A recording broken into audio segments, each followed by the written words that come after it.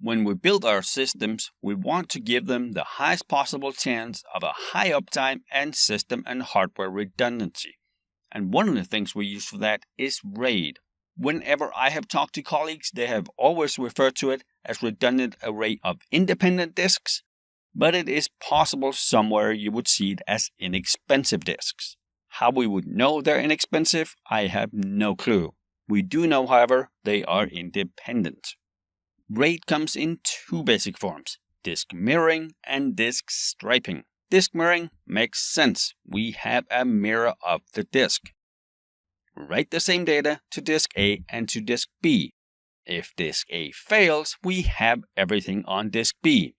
But this is also slower because the RAID controller has to write the same data twice. And you can technically put in as many disks in a mirror as you want, but you need at a minimum 2.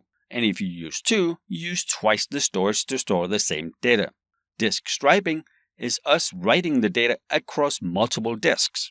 For disk striping, we need at least 2 disks, and it does in itself not provide any redundancy.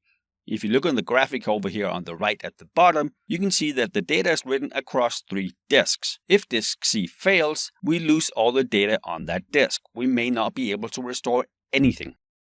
And while writing faster to a disk is nice, we really want that redundancy. To get that, we use parity with our striping. That adds the redundancy, and we often get that just by XORing. We need at least 3 disks. So let's look at a couple of the different types of RAID you might see in your environment. RAID 0 is striping with no parity. There is no fault tolerance.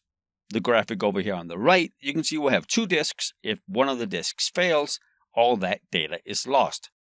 Only thing we get out of this is we get faster read and write speeds. For RAID 0, we need at least 2 disks.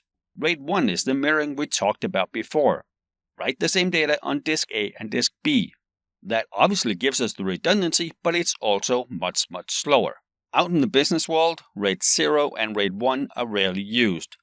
We would in many places use RAID 5. That is the one we talked about before, where we had the striping with distributed parity.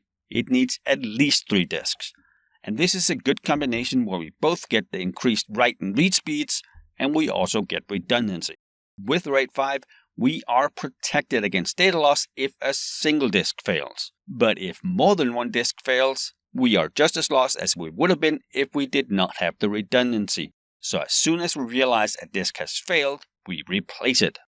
I actually don't recall a server that I've ever worked on where more than one disk failed before we could get the first one replaced. But that doesn't mean it doesn't happen. Normally when we buy a physical server, all the disks in there are built at the same time, meaning the MTBF, or the mean time between failure, is pretty much the same.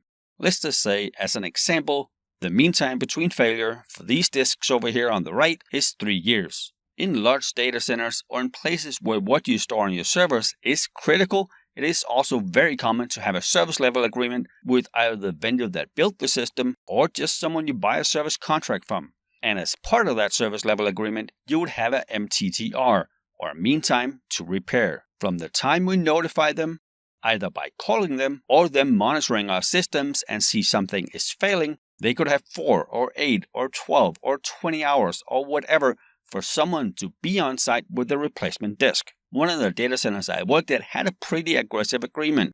Within 4 hours, the tech had to be on site. But they did not have all the disks that we needed for our data center.